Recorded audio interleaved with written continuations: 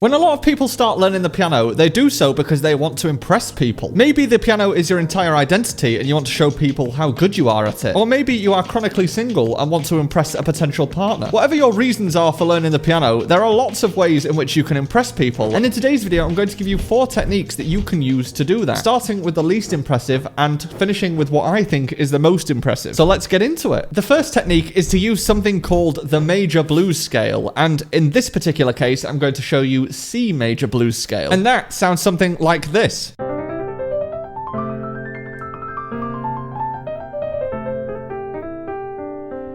The blues scale is very good for kind of throwing into pieces of music to make it sound more jazzy or bluesy. And it's actually not as difficult to learn as you might think, because it actually only involves 6 notes and 3 fingers for the most part. So if you are playing some chords in the key of C major, you can throw this scale in, and it will immediately make you sound very impressive on the piano. And there are, of course, major blues scales that go along with every key, so if you are comfortable with C major, then you can learn the ones in other keys as well. But the notes that are in a C major blues scale are the notes C, D, E flat, E, G, and A.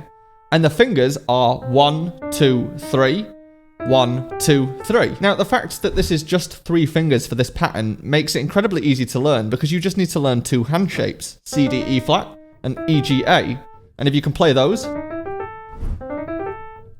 then you can start trying to play it further up the piano. So C, D, E flat, E, G, A, C, D, E flat, E, G, A, C, D, E flat, E, G, A. And if you can connect all of those, then you have the blues scale. And as I said, this will work over any chords that you play in the left hand or any pattern that you play in the key of C major. So if you play a C major chord, and then an F major chord, G major chord,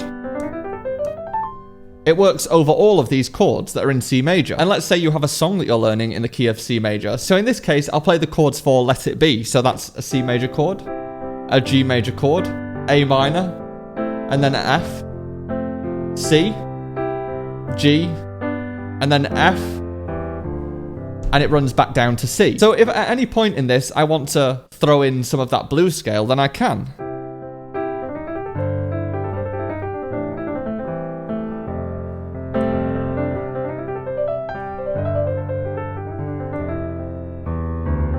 And one extra trick that you can use with this scale is because it has the notes E flat and E in there, you can slide from one key to the other, and that gives that extra bluesy sounds to it.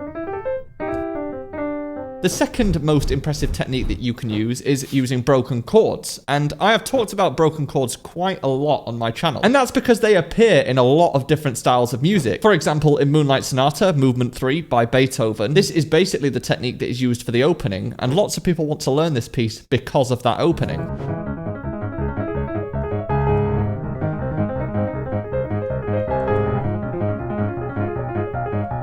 And although this technique does sound very impressive, especially when it's in a context like that, you can apply this technique to any chord, and you can go up or down the piano. So if we take a regular chord, for example, if we take the chord of C major, which is the notes C, E, and G, in order to make this into a 4-note broken chord, all we need to do is add another C on top because it's a C chord. So now we have the notes C, E, G, and C. And then in order to make this an ascending broken chord, all we have to do is play the notes from bottom to top, C, E, G, C. And then we start on the second note of the chord. So we go E, G, C, E, and then G, C, E, G, and then we're back to another C, E, G, C. So we're essentially taking this 4-note chord, C, E, G, C, and then we're starting on the second note of the chord, and we're adding that second note in the chord on top as well. And then we're moving up so that the 3rd note of the chord, which is a G, is at the bottom and at the top. So that pattern would be C, E, G, C, E, G, C, E, G, C, E, G, and then it just repeats an octave higher, C, E, G, C, E, G, C, E, G, C, E, G, and then again.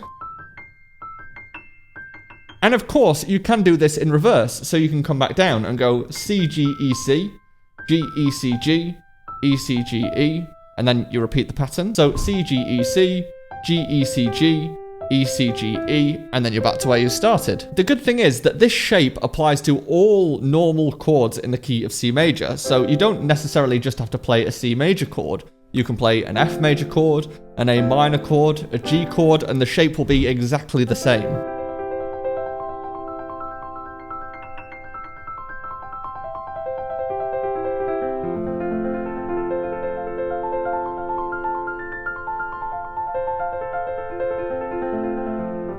Now, if we were playing a piece of music in C major, you can either have this as your entire pattern for the piece of music, or you can throw it in every now and then as decoration, and it'll sound really impressive.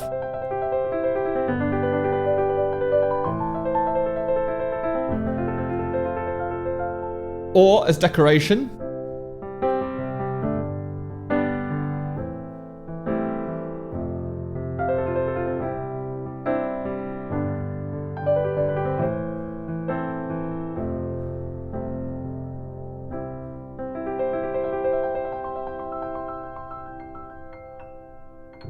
the third technique is a technique that I have ripped straight from one of my favourite pieces, which is Un Sospiro by Liszt.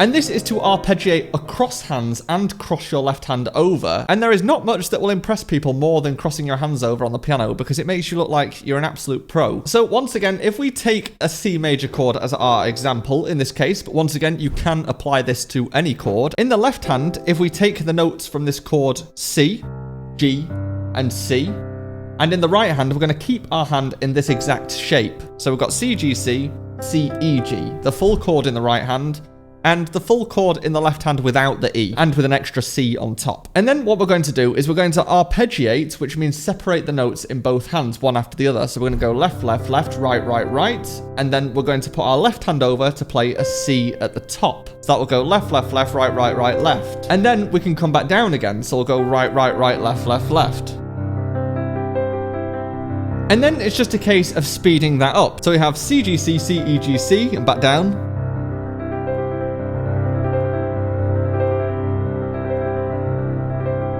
And then we can apply it to a chord sequence. So if we play, once again, the chord C, G, A minor, F from Let It Be, that would sound like this.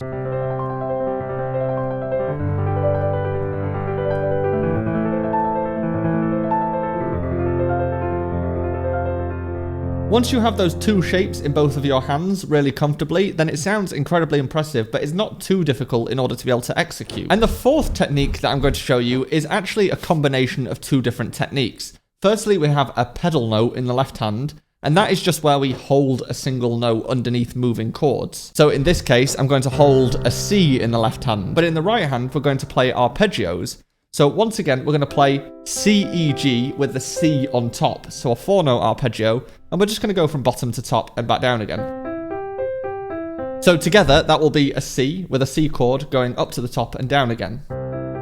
But this time, we're going to take this E and this G, and we're going to move them both up a half step, or a semitone. So from E and G to F and A flat. And then we're going to do the same again to F sharp and A, and then one more time to G and B flat. And we're going to arpeggiate each of these. So we get C, E, G, C, and back down. C, F, A flat, C, and back down. C, F sharp and A, and back down.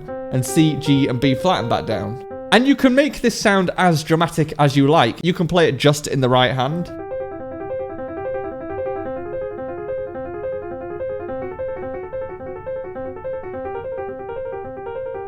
Or you can add that bass note low down to add some real impact to the sound.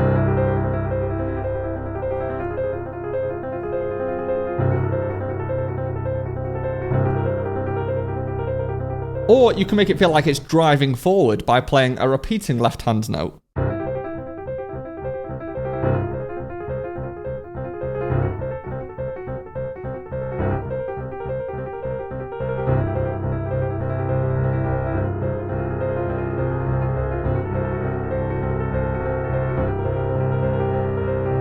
And this is one of those patterns that you can throw into the middle of a piece of music in order to add some real drama and build the music up before you go back into another chorus or another verse or something like that. So in the context of Let It Be, for example, you might have your normal set of chords with the melody, and then you might go into this in order to really build the drama.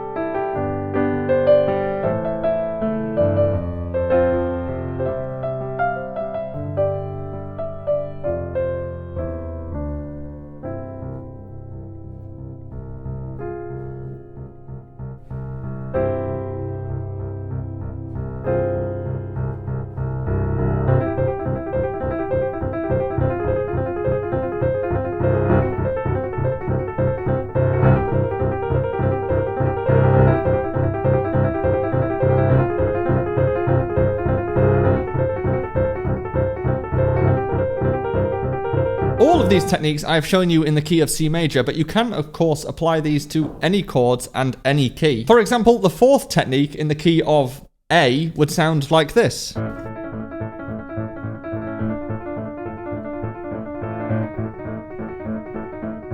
And here is an example of me using all four of these techniques as part of a wider improvisation.